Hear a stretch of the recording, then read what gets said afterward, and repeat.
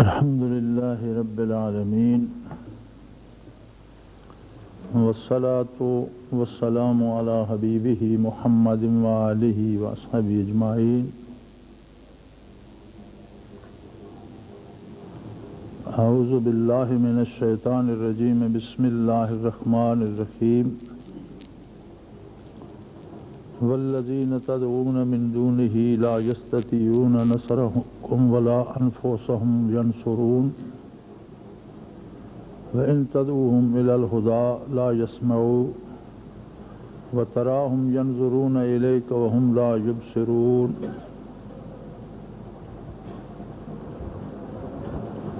خذ العفو وأمر بالعرف وأعرض عن الجاهلين. اللهم سبحانك لا علم لنا إلا ما علمتنا إنك أنت العليم الحكيم. مولاي صل وسلم دائما أبدا على حبيبك من زانت به الأسر. سورہ اعراف کی یہ آیات مبارکہ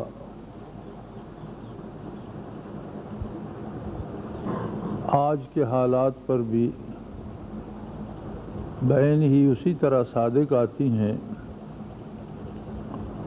جس طرح محروم القسمت لوگ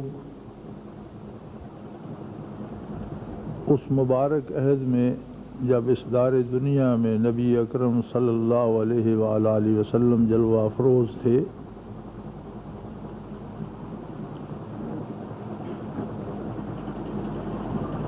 تو بدقسمتوں کا جو عالم اس زمانے میں تھا، بد نصیبوں کا وہی حال آج بھی ہے. ارشاد ہوتا ہے وہ لوگ جو اللہ کے علاوہ دوسروں کو مدد کے لیے پکارتے ہیں، دوسروں سے مدد چاہتے ہیں، حالت یہ ہے کہ وہ دوسرے نہ ان کی مدد کر سکتے ہیں اور نہ خود اپنی مدد کے قابل ہیں. وہ خود اپنی ذات میں، اپنے وجود میں، ایک سانس کے لینے میں، آنکھ کے جھپکنے میں وہ خود اللہ کے محتاج ہیں. اپنی تخلیق، اپنے وجود، اپنی زندگی میں وہ اپنی مدد کے قابل نہیں ہیں. اور یہ لوگ جو اللہ کا نام سننے کے بعد، محمد الرسول اللہ صلی اللہ علیہ وآلہ وسلم کا پیغام سننے کے بعد پھر دوسروں سے مدد چاہتے ہیں، یہ ایسے لوگ ہیں کہ ان تدعوہم الی الہدی لا یسمعوا، کہ آپ اگر انہیں ہدایت کی طرف بلائیں انہیں وہ بات سنائی ہی نہیں دیتی، ان کے پلے ہی نہیں پڑتی. وَتَرَاهُمْ يَنْظُرُونَ إِلَيْكَ، اور آپ دیکھتے ہیں کہ وہ آپ کی طرف دیدے پھاڑ پھاڑ کر دیکھ رہے ہیں. وَهُمْ لَا يُبْصِرُونَ، لیکن وہ آپ کو دیکھ نہیں پاتے. خُذِ الْعَفْوَ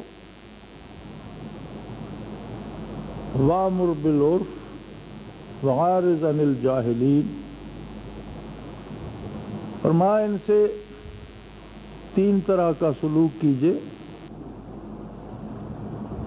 ایک تو ان سے درگزر فرمائیے، خُذِ الْعَفْوَ، اور دوسری بات کہ نیکی کا حکم کرتے رہیے، یہ سنیں یا نہ سنیں، مانیں یا نہ مانیں. اور تیسری بات کہ ان جاہلوں کی کوئی پرواہ مت کیجیے، ان سے اپنا رخ انور پھیر لیجیے، ان سے کنارہ کر لیجیے، ان کو جانے دیجیے اپنے انجام تک. کہ جب اللہ کی بارگاہ میں پہنچیں گے تب ان کی آنکھ کھلے گی، وہ خود ان سے حساب لے گا۔ آج بھی ہمارا فرد سے لے کر قوم تک معاملہ یہی ہے کہ ہم صرف اللہ کو نہیں پکارتے، اللہ کے علاوہ ہماری بے شمار لوگوں سے، بے شمار ملکوں سے، بے شمار طاقتوں سے بے پناہ امیدیں۔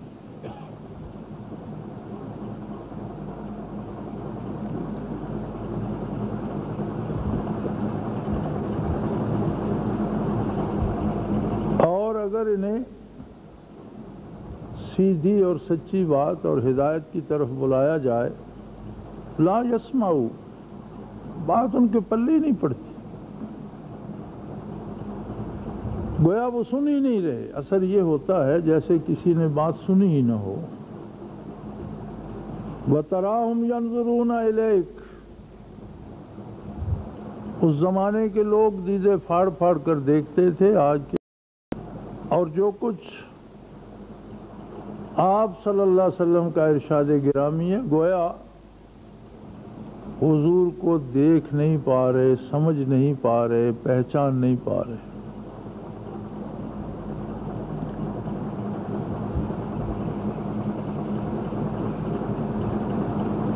فرمایا ان سے درگزر فرمائیے، لیکن نیکی کا حکم کرتے رہیے، وَأَمُرْ بِالْعُرْفِ، نیکی کا حکم کرتے رہیے، وَأَعْرِضْ عَنِ الْجَاهِلِينَ، اور ان جاہلوں سے کنارہ کر لیجیے۔ ہماری افرادی زندگی میں اور ذاتی زندگی میں ہمیں لالچ، طمع اور خودغرضی نے اتنا اندھا کر رکھا ہے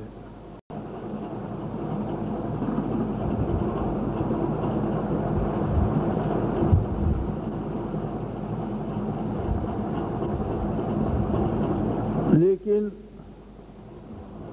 اللہ بڑا کریم ہے اور اس نے توبہ کا دروازہ کھلا رکھا ہوا ہے۔ أَلَمْ يَعْنِ لِلَّذِينَ آمَنُوا أَن يَخْشَعَ قُلُوبُهُمْ لِذِكْرِ اللَّهِ، قرآن کریم ارشاد فرماتا ہے کہ مسلمانوں پر ابھی تک وہ وقت نہیں آیا کہ ان کے دل اللہ کے ذکر سے لرز اٹھے۔ أَن يَخْشَعَ قُلُوبُهُمْ لِذِكْرِ اللَّهِ، اللہ کی یاد میں ان کے دل لرزاں و ترساں ہو جائیں۔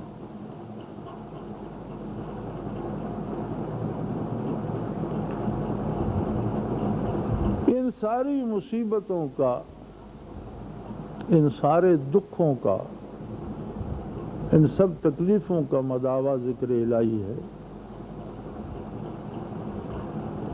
لیکن کیا کیا جائے؟ میں نے آج ایک خط کے جواب میں لکھا بھی ہے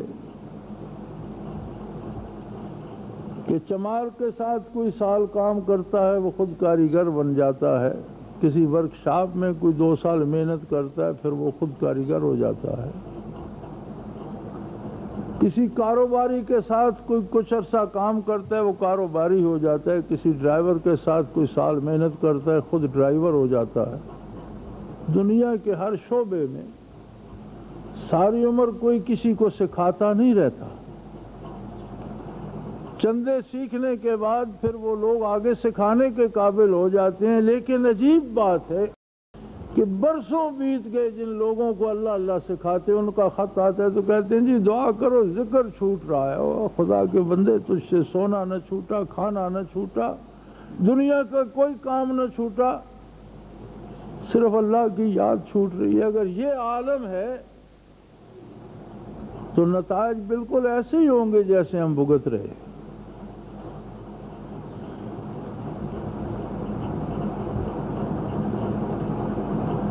دعا کریں، نماز چھوٹ رہی ہے۔ نماز اگر دعاؤں سے قید کر کے پڑھانی ہوتی تو وہ حکم دے کر آپ کی پسند پہ نہ چھوڑتا، وہ مجبوری بنا دیتا کہ جو نماز نہیں پڑھے گا کھانا ہضم نہیں ہوگا، جو نماز نہیں پڑھے گا نیند نہیں آئے گی، جو نماز نہیں پڑھے گا اس کے سر میں درد ہوگا، دانت میں درد ہوگا۔ عادت ہو جاتی، جس طرح کھانے کی سونے کی عادت ہے اس طرح نماز کی بھی عادت بنا دیتا۔ یہ امور عادیہ میں سے نہیں ہے، اس کا اہتمام کرنا پڑتا، اور اہتمام کے لیے وہ ایمان ضروری ہے، وہ یقین ضروری ہے کہ مجھے آخرت میں اللہ کے حضور پیش ہونا ہے، اور یہ جنت کی قیمت بھی نہیں ہے۔ وہ جنت جسے دے اپنی پسند سے، جسے نہ دے اس کی اپنی مرضی۔ یہ اطاعت الہی ہے کہ اس نے ایسا کرنے کا حکم دیا ہے، تعمیل ارشاد میں کرنا ہے۔ اب اس پہ وہ کیا دیتا ہے کیا نہیں دیتا، قبول کرتا ہے نہیں، یہ اس کی مرضی ہے۔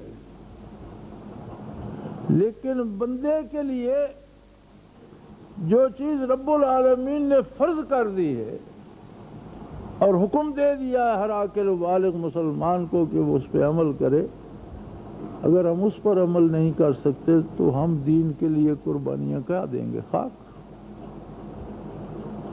اپنے آپ سے انصاف کیجئے، اپنی ذمہ داری کا احساس کیجئے، خود بیٹھ کر سوچئے کہ آپ اللہ و اللہ کے رسول سے کتنی وفا کر سکتے۔ وآخر دعوانا الحمدللہ رب العالمین۔